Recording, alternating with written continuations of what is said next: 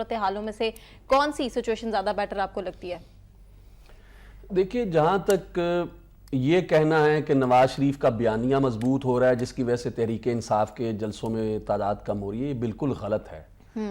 نواز شریف کا بیانیہ بری طرح پٹ گیا ہے۔ پاکستان کی محب وطن جو عوام ہے وہ کبھی اس بات کو سننے کے لیے تیار نہیں ہے کہ اگر آپ کا اور مودی کا بیانیہ ایک ہو جائے